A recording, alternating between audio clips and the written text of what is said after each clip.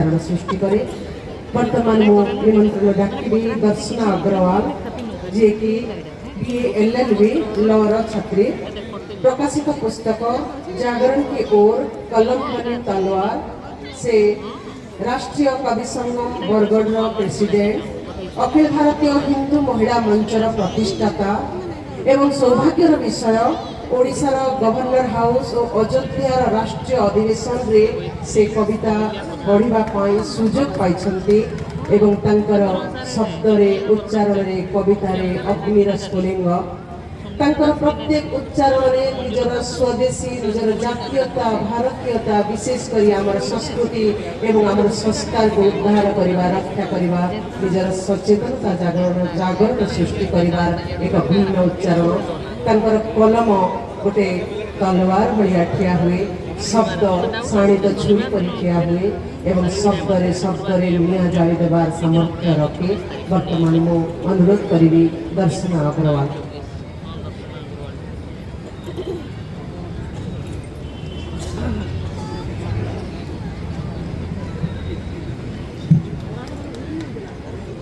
नमस्कार, मैं दर्शना अग्रवाल आज की इस सुंदर संध्या में माँ भारती एवं माँ साध्य को प्रणाम करते हुए इस पावन मंच को प्रणाम करती हूँ।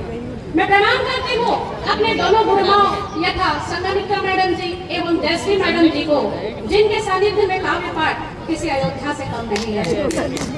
और तत्पश्चात मैं बहुत बहुत आभार प्रकट करती हूँ गांधी स्मृति पाठशाला का, जिन्होंने मुझे यह सुअवसर प्रदान किया। और सबसे ज्यादा अगर मैं आभार प्रकट करूंगी तो आपके लिए करूंगी, अपने श्रोताओं के लिए करूंगी, क्योंकि जहाँ श्रोता नहीं वहाँ वक्ता नहीं, और श्रोताओं के बिना कविता का कोई मोल नहीं। अगर कविता का मोल नहीं तो कवि का भी कोई रोल नहीं।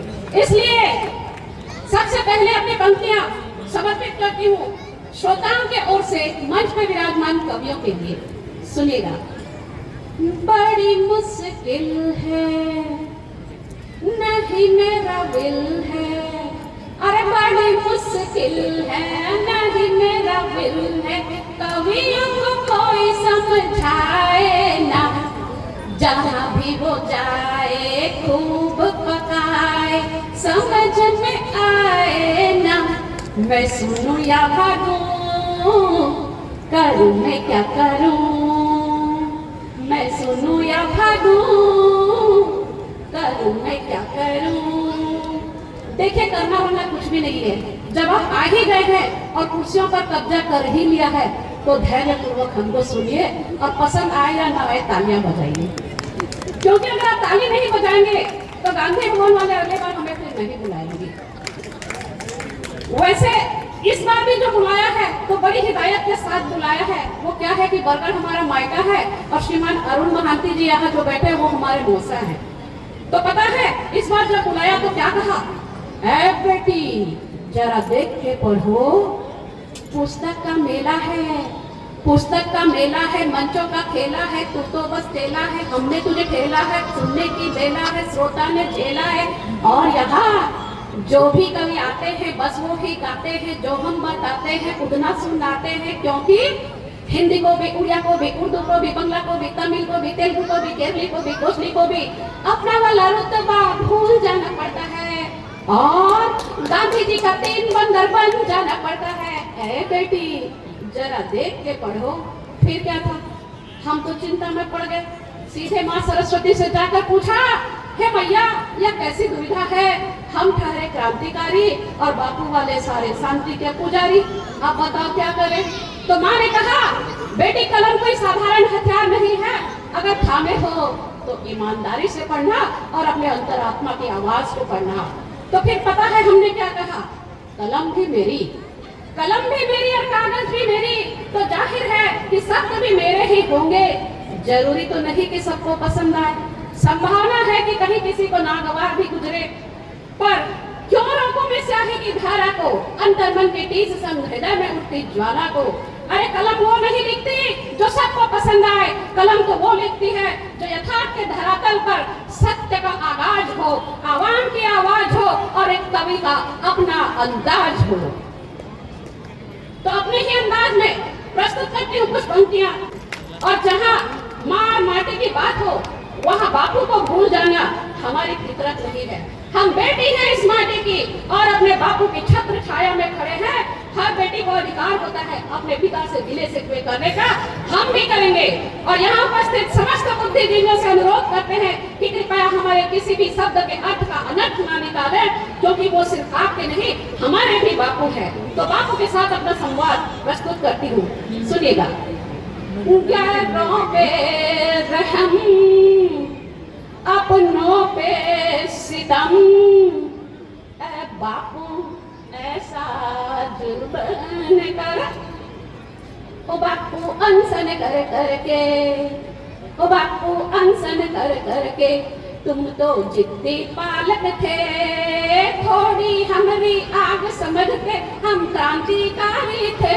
ओ बापू अनशन कर करके, थोड़ी हिम्मत कर लेते तो भारत यूं ना बटता। नंगे तलवारों के दम पे मानव यूं ना कटता। बापू तेरी संपत्ति का ले ही चुके जो हिस्सा, फिर क्यों हमसे इतनी नफरत, बंद करो यह किस्सा। हमने रघुपति राघव में भी ईश्वर अल्लाह गाया, फिर भी मार रहे गोली पत्थर भी बरसाया। यह कैसी है रीत है बापू हमको समझ न आए, उनका वाला भी उनका और मेरा भी ले जाए। रह न सकेंगे साथ हमारे वो ही जिद पे अड़े थे, तब भी बापू हमें छोड़कर उनके साथ खड़े थे।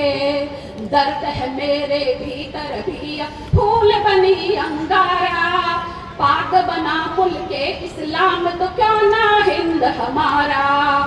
पतित पावन गाते थे तुम, राम राम रटते थे, स्वर्ग सिधारे जब तुम बापू अंतिम शब्द वही थे। दीह विरासत जिनको बापू उनको भी समझाओ, ईश्वर अल्लाह एक है तो फिर काफिर ना बतलाओ। अब तो भूल सुधारो बापू लाओ चौथा बंदर, राम काज करिबे को आज भाव जिसके अंदर। बापू तुम तो राष्ट्रपिता हो, राष्ट्र की रीत निभाओ, मेरे हिस्से वाला भार अब तो मुझे दिलाओ। बापू तुम तो राष्ट्रपिता हो, राष्ट्र की रीत निभाओ, मेरे हिस्से वाला भार अब तो मुझे दिलाओ। अंतिम 4 पंक्तियों के साथ अपना स्थान ग्रहण करूंगी, सुनिएगा। मंच ना मिले तो ना सही मगर, मंच ना मिले तो ना सही मगर, जो मिल गया तो आपकी आवाज को आवाम लिख दूंगी मैं। और शब्द ना मिले तो ना सही मगर, शब्द ना मिले तो ना सही मगर, जो मिल गया तो उंगलियों को चीर हिंदुस्तान लिख दूंगी मैं।